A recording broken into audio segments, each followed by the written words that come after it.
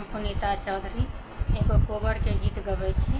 आशा करै छी जे ई गीत सबके नीक लागत तऽ लाइक करब, सब्सक्राइब करब, कमेंट करब, शेयर करब। जय मिथिला, जय मैथिली।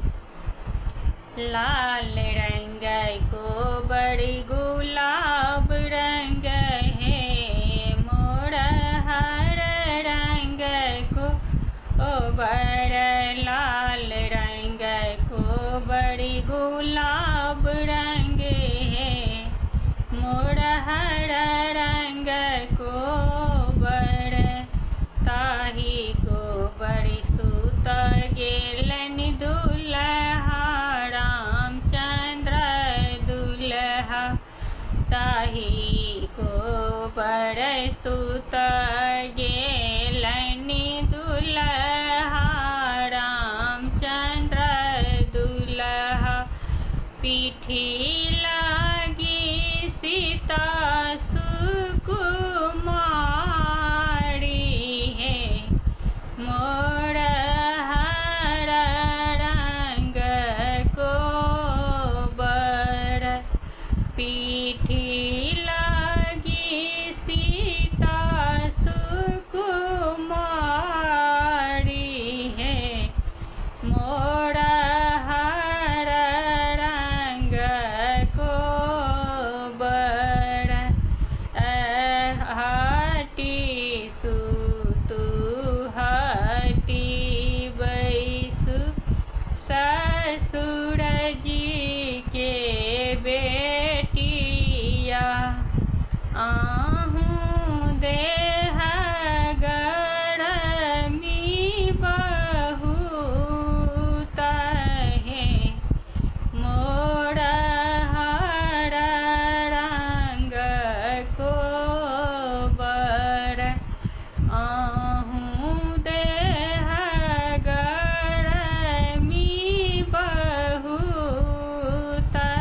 है मोर, हर रंग कोबर।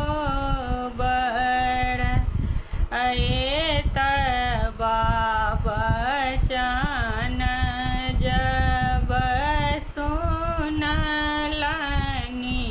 कनिया सुहब, पलंग छोड़ी धरती लौटाए हे मोर, हर रंग कोबर। पलंग छोड़ी धरती लौटाए हे मोर, हर रंग कोबर।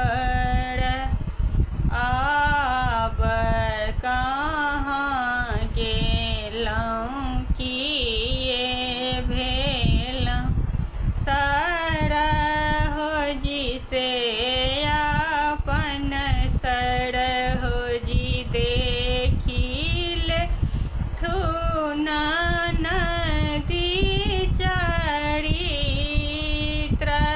है मोर, हर रंग कोबर। एलनि सरहोजी बैसलनि पलंग चढ़ी, देव लगलनि हँसी हँसी गाड़ी है मोर, हर रंग कोबर। देव लगलनि हँसी हँसी गाड़ी है मोर, हर रंग कोबर। हमरो ननदी छथिन गंगा जी के माँ, नल